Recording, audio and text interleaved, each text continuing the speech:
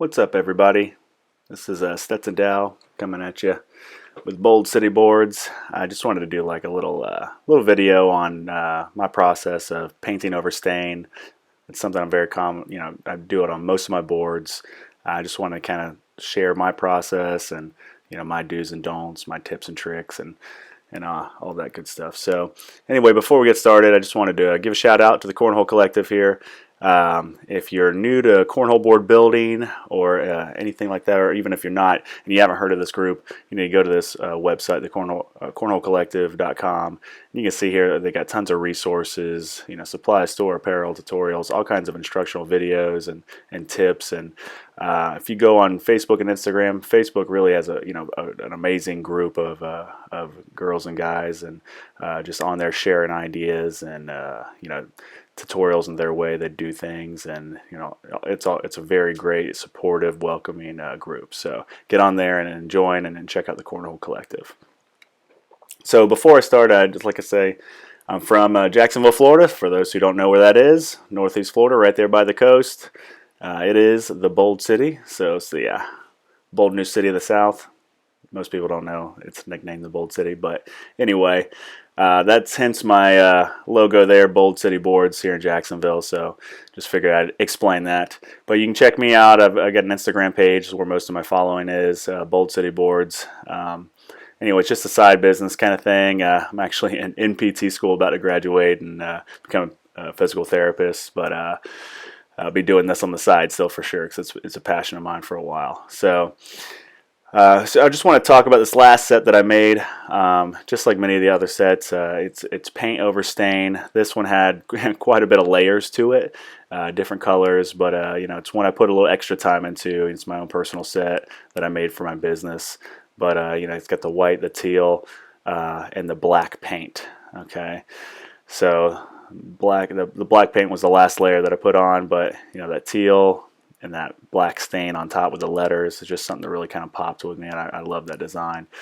The other board is also paint over stain, the teal stain with the lettering and the white stain, with the alligator. This design here is actually from a clothing company in Tampa. It's a dark cycle clothing, but I messaged them whenever I saw their graphic online. I said, hey, I love your design. Is there any way I can borrow it and put it on a cornhole board for my own personal use? And they said, heck yeah, go at it. So awesome group of people down there. Anyway, so for this one I used, to make the teal, I used Mixol 8 and Mixol 9. It's kind of a lighter green and a blue. You can kind of see at the top of their lids there, the colors. And then I use for my base, I use this newer, I have not used this before, this set of boards, but this Bear oil base that's kind of just a tent base, neutral color. And I can't tell you the exact ratios or anything. I kind of played around in a little plastic cup and mixed it around, but until I got the right colors. But yeah, those two colors is what I use. This is the paint that I always use. It's a Bear Marquee, and I just roll it on when I put my stencil on. But it's Bear Marquee, which is their premium line, and it's limousine leather black. So I just usually get I buy it by a quart at a time and use that. So I use this vinyl cutter. So this is how I make my stencils. I buy this, the vinyl by I think about 150 feet or so on Amazon. But this vinyl cutter is amazing. It cuts out the most intricate designs I upload to my program. I use the Sure Cuts a Lot Pro 5, but it cuts, you can see this design here, it cuts just really great. And it's all in a kind of matter of how you upload it onto the program and everything, but really just great. It does all the work for you, and then you just got to weed it, which is, sometimes a PETA. But here's the design that I uploaded onto the Sure Cuts a Lot program. So it's got the shark with eating my logo there. And whenever I'm designing a set, I kind of ask myself, what do I want to go on first? What's going to go on first with this set? And every time, I always do stain first and then paint on top. I don't really like doing paint on top of paint because there's really kind of a high incidence of bleeding. Anytime you're putting that stain down, you got to give it at least 24 hours to dry before you go throwing a stencil on it and putting more stain on there, because you're either going to peel up some of that wet stain with the stencil, or especially if you're putting paint on top of it, then you just have, you could have some adhesion problems because, the paint I use is water-based and the oil or the stain is oil-based. So anyway, with this one right here, actually we'll go ahead and kind of move on to the next one. I'll kind of describe that one. So, like I was saying, this right here is kind of basic. It's the white is stain, the teal is stain, and then all the black on here, like the outlines of the letters and the alligator, that's all that limousine leather black paint. So I'd put the 2 stains down first. This is really just 2 stencils. Stains down first, and then 1 big black paint stencil. And I'll go over that later.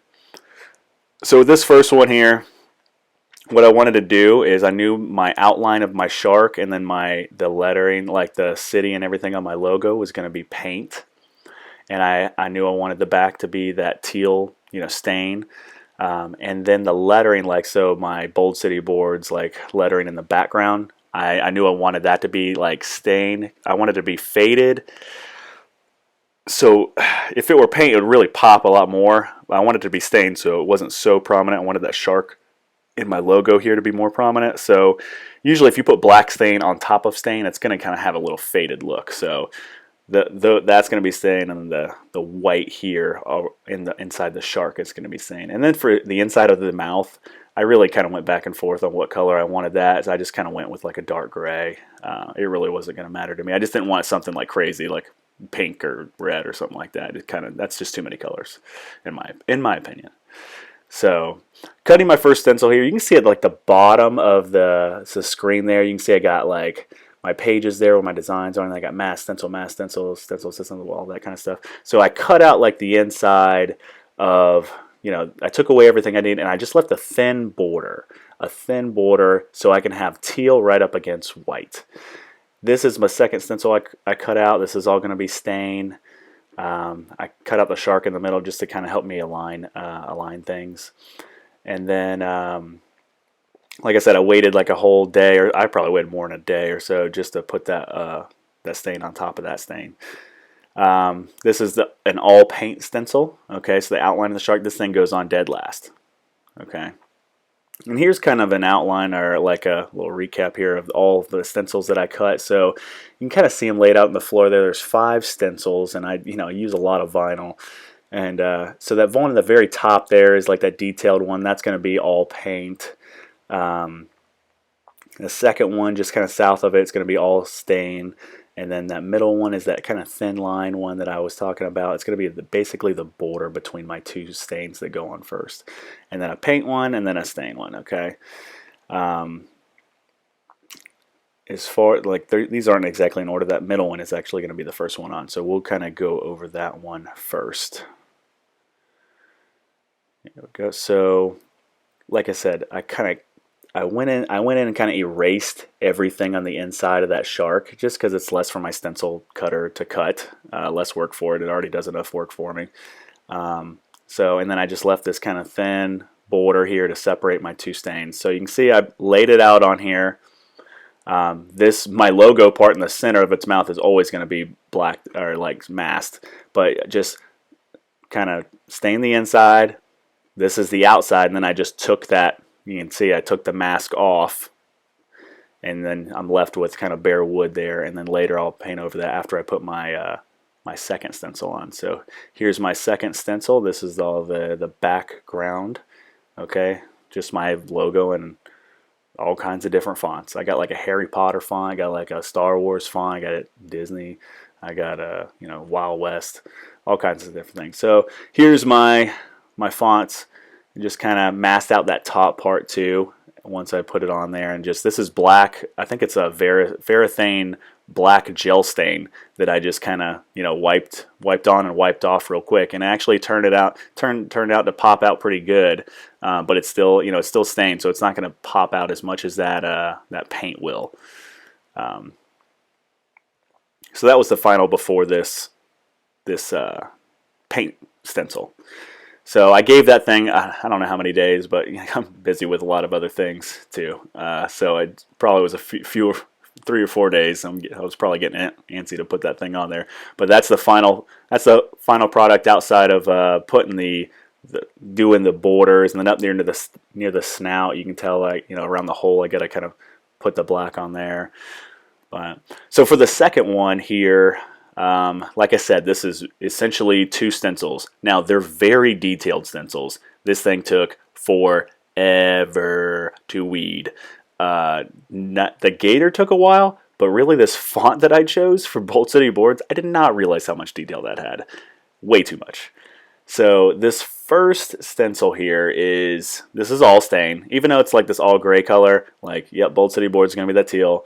The gator's going to be the white. Here's how I lay it on there. Tape in the middle. Peel it up, stick it down. Peel it up, stick it down. Here's how I did it. All white here on the gator, and then all teal on the font there. And you can kind of see around the wheel there at the bottom where the white and the teal kind of blend. That really doesn't matter because I know all that's going to be covered with paint. Just about. You can kind of see on this stencil here. So this is basically an all paint stencil. You can see where that tire is, where it kind of comes in contact with the font. That's going to be all paint there. So it really didn't matter that it blended. But yeah, this son of a bee right here was a pain in the tush. And lining up the outlines right here around the stain, yeah, that was kind of tough. And I'll probably make another video too later on how I align these, because I think I do it a little bit different than a lot of people. That it might give you a little leg up on. And you can see kind of here around the knee, not exactly lined up perfectly, but they're my boards. So here's how I do my my borders.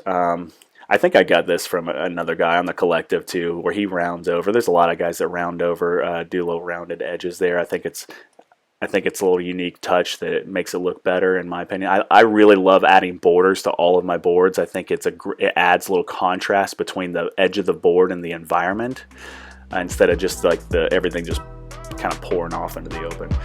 So here's the final product. I think it looks pretty good.